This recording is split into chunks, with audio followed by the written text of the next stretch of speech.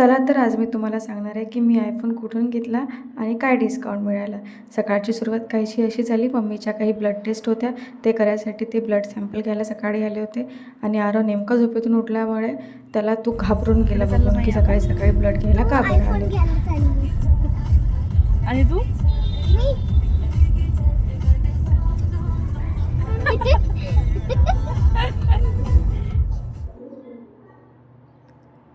खरं तर मी यांना कधीच मोबाईल मागितला नव्हता घेऊन, पण त्यांनाच माझं ते जे व्हिडिओ, फोटोज काढण्याचं क्रेज आहे ते बघून त्यांना असं वाटलं असावं की हिला एखादा आयफोन घेऊन द्यावा, म्हणून ते स्वतःहून मला घेऊन गेलेत. मी त्यांना मागितला नाही तरीही, आणि त्यांना एक्साइटमेंट माझ्यापेक्षा जास्त होती घेऊन द्यायची, तर ते माझ्याही पुढे होते. आम्ही ॲपल स्टोअरला गेलो होतो, कारण आम्हाला तिथे 2,000 रुपये त्यांनी ॲपल स्टोअरमधून घेतल्यामुळे स्टोअरचं डिस्काउंट दिलं, आणि क्रेडिट कार्डवरून घेतल्यामुळे क्रेडिट कार्डचं 4,000, असं टोटल 6,000 डिस्काउंट मला पूर्ण अमाऊंटवर मिळालं. तर आम्ही फायनल आधीच करून ठेवलं होतं की कोणता घ्यायचा आहे वगैरे. तर मी आयफोन 17 प्रो घेतला आहे. तर त्याच्यासाठी पेमेंट वगैरे करायची प्रोसिजर हे दोघंच करत होते. माझा तर काही रोल नसतो पैशांमध्ये की काय करायचं, कसं करायचं.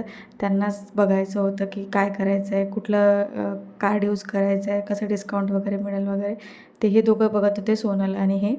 तर सोनाली ते तिच्या मिस्टरांना म्हणजे अनिरुद्धला म्हणत होती की मलाही एखादा फोन घेऊन द्या, पण ते गंमतमध्ये म्हणत होते, बघ माझे सगळे अकाउंट्स खाली आहेत. मला अनिरुद्ध बोलले की ताई काय मोबाईल घेता, चला आपण सोनं घेऊया, सोनं पुन्हा महाग होणार आहे. तर आमची अशी मस्ती चालू होती, आणि फायनली तरीही आम्ही मोबाईल घेतला, तो अनबॉक्स केला. आणि ते बघितल्यानंतर माझी जी खुशी होती ती तर चांगलीच होती, पण माझ्यापेक्षा माझ्या नवऱ्याला जास्त खुशी झालेली होती. तर हे सगळं घेतल्यानंतर आम्ही निघालो. एवढं सगळं महाग घेतल्यानंतर आम्ही खरं तर मॉलला जायचं होतं, पण नाही गेलो. आम्ही स्ट्रीटला गेलो, स्ट्रीट शॉपिंग केली थोडीफार, आणि आम्हाला परत नगरला यायचं होतं, कारण दुसऱ्या दिवशी आरोमाहीचे एक्झाम्स होते. तर आम्हाला रात्री परत निघायचं होतं. आणि हो, मम्मी पप्पा सोनलकडे असल्यामुळे बरेच दिवसापासून त्यांना माझ्याकडे घेऊन यायचं होतं, तर त्यांना पण घेऊन आलो सोबत. पण येताना सोनलने मला एक छानसे गिफ्ट दिलं, जे मी खूप दिवसापासून वेट करत होती. आता हे लवकरच मी कारमध्ये लावणार आहे.